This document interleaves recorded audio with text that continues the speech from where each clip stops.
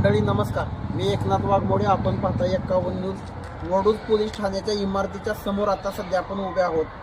त्याचं कारण आहे, काल वडूज एस.टी. कॅन्टीनमध्ये मोठा दरोडा पडल्याचा एक कॉल SP-ना गेला. त्याच्यानंतर डायरेक्ट 112ला कॉल गेला आणि त्याच्यानंतर एक व्हिडिओ सागर कदम नावाच्या व्यक्तीचा व्हायरल झाला की पोलिसांनी त्याला अमानुष मारहाण केली आहे आणि त्याची तक्रार घेतली नाही. याबाबत नेमकी सत्यता काय आहे, नेमका विषय काय झाला होता आणि ज्यांच्या संदर्भात तक्रार त्यांना द्यायची होती ते काळे फौजी आपल्या सोबत आहेत. त्यांच्याकडूनच आपण जाणून घेऊया काल नेमका काय प्रकार झाला होता. नमस्कार. नाव काय तुमचं? माझं नाव सचिन यशवंत काळे, मी रिटायर फौजी आहे. बरं, काल नेमका काय प्रकार झाला होता? काल प्रकार असा झाला की ते जे एस.टी. कॅन्टीन आहे ते सागर मानसिंग कदम नावाचे एक व्यक्ती आहे, त्यांची एक संस्था आहे. त्यांच्या जे एस.टी. कॅन्टीनचं टेंडर त्यांनी घेतलेलं आहे आणि त्यांच्या मार्फत त्यांनी आम्हाला चालवायला दिलं. म्हणजे किती दिवसापूर्वी आम्हाला दिलं होतं 17 सप्टेंबर 2024. बरं.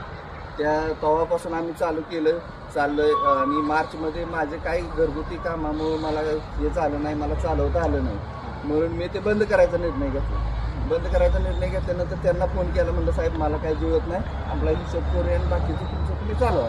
मग ते आले, हिशोब वगैरे केला सामानाचा, परत रिन्युएशनचा, आणि त्याच्यातून एक अमाऊंट ठरली 4,20,000 रुपये. त्यातले त्यांनी मला 1,60,000 रुपये त्याच वेळेस. ते अमाऊंट नेमकी कशाची होती?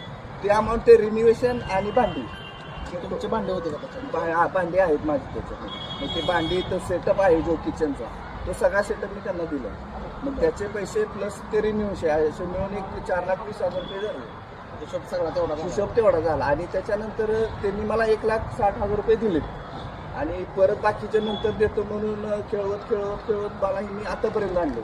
म्हणजे मार्च 2025 ते आता डिसेंबर 2025 आले तरी खेळत आहे. अचानक मागच्या 4-8 दिवसापूर्वी म्हणले की तुमचा आमचा काय संबंध आहे, आम्ही तुम्हाला ओळखत नाही आणि कसले पैसे. माझ्या बंधूला पण म्हणला की कसले पैसे काय नाहीत, मी तुमच्या भावाला 6 महिन्यापूर्वी कामाला ठेवले होते. आता मी फौजमध्ये 60-70 हजार रुपये पगार घेणारा व्यक्ती ही तर लोकांच्या ह्याच्यात तुम्ही 6,000 कामाला राहील का, हा पण एक प्रश्न आहे. आणि त्याच्यानंतर मी त्यांना फोन करायचा तर ते माझे फोन उचलणार. मी मग आमचे सामान आहे, त्या सामानावरती आमचं नाव वगैरे सगळं आहे आणि ते सामान आम्ही आणायला गेलो. पैसे देणार तर मग पर्याय तोच आहे की सामान घेऊन येणे. मग आम्ही सकाळी 9:30च्या सुमारास गेलो सामान आणायला. सामान उचलायला चालू केले की त्यांनी व्हिडिओ बनवले. त्यांच्या जे आता जो कामगार आहे त्या हॉटेलमध्ये, त्या कामगारानं व्हिडिओ बनवून त्याला पाठवली. त्यांनी 112ला फोन केला, आमच्या हॉटेलवरती रोड पडला आहे, असं झाले तसं झाले. तर पोलीस स्टेशनला इथून